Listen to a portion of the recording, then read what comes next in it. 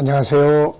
김성길 목사와 함께하는 예수님 이야기 제4단원의 136회가 되겠습니다.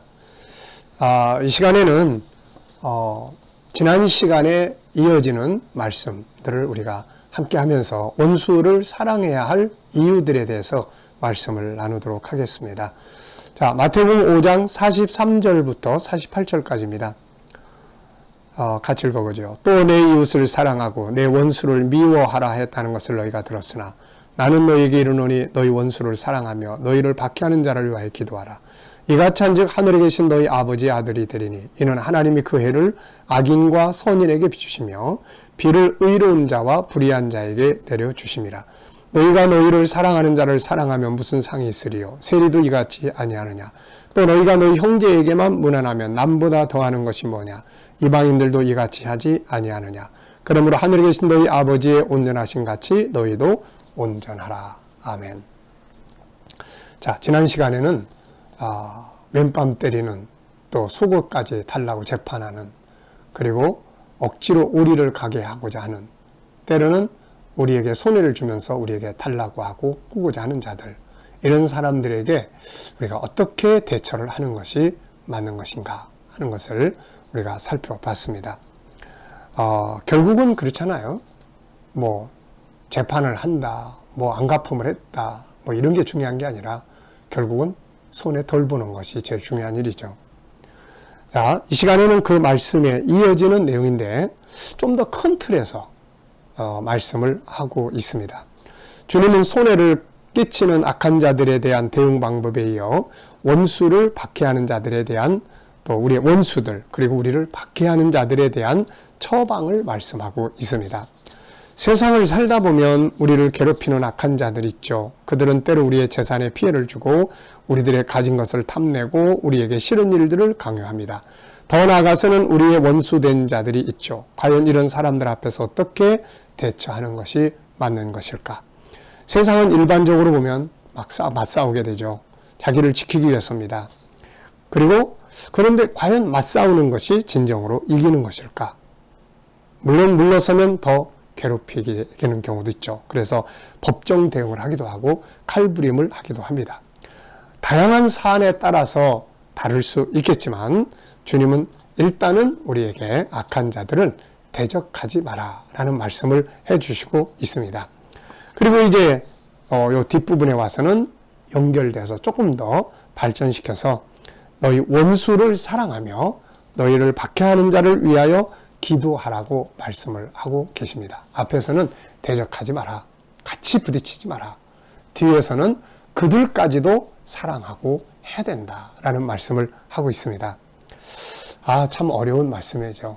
어떻게 원수를 사랑하고 우리를 박해하는 자들을 위해서 기도하고 그럴 수 있겠나요? 그런데 이게 진정한 승리의 길이 되는 거죠.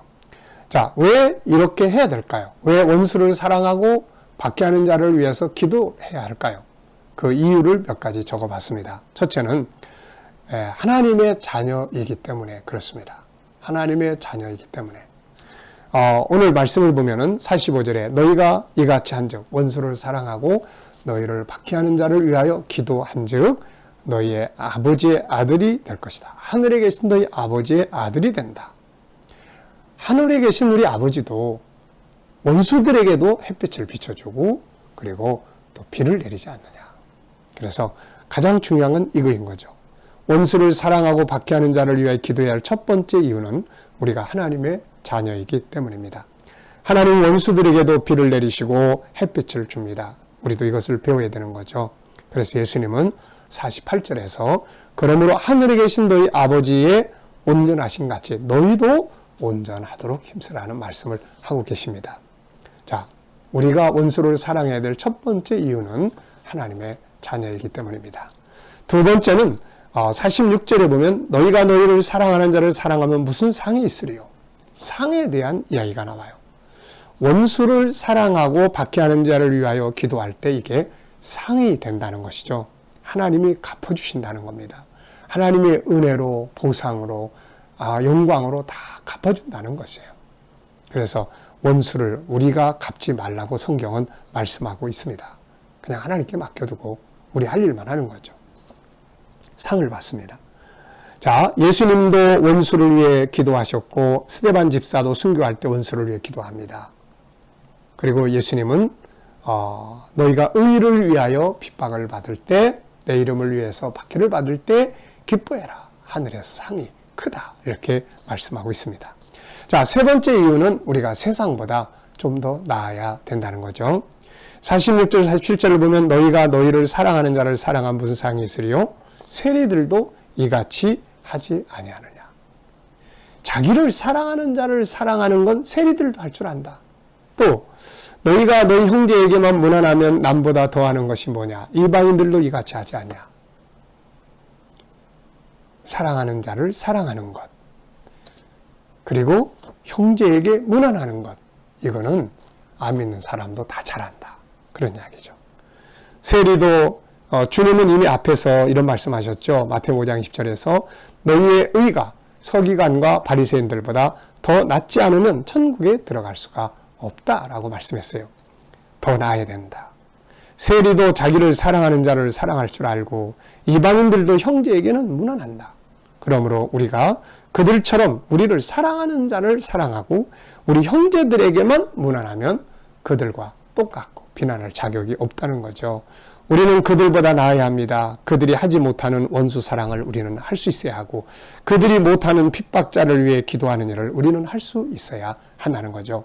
우리는 하나님의 자녀요 믿음으로 의롭게 된 주님의 제자들이기 때문에 우리의 의가 그들보다 더 나아야 한다 하는 것입니다. 자, 네 번째는 그들도 구원을 받아야 할 자들이기 때문이죠. 알고 보면 그들 역시 구원받아야 하는 불쌍한 존재들입니다. 그러므로 우리의 용서와 사랑이 그들을 구원할 수 있는 거죠.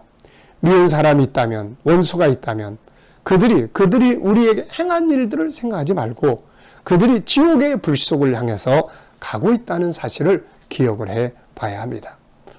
주님이 원수를 용서하신 것은 그들이 이뻐서가 아니죠. 그들이 불쌍하기 때문이었어요.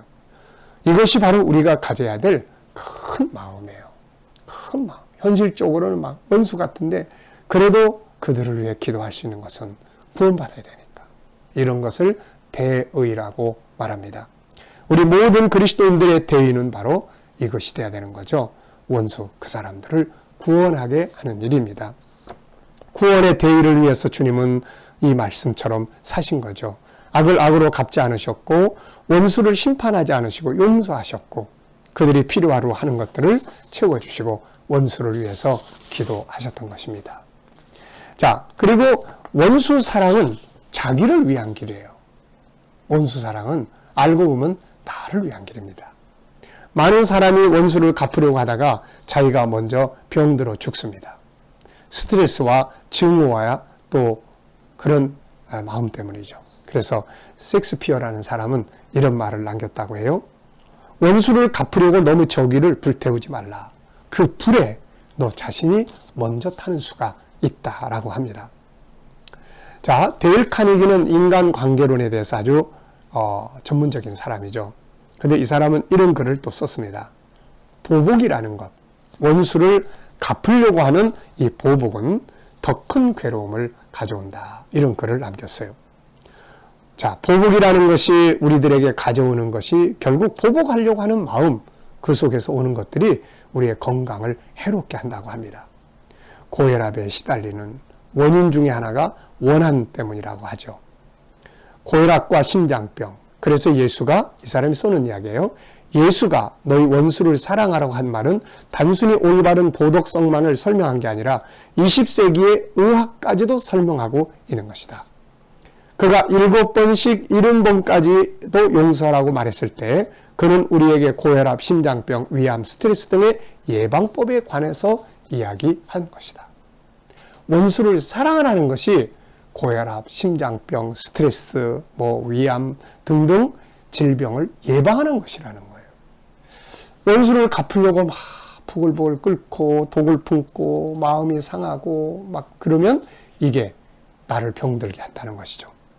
자, 데일 카네기는 예를 하나 들었어요. 수년 전에 워싱턴에 있는 어느 레스토랑의 주인은 팔짝 때문에 죽었다.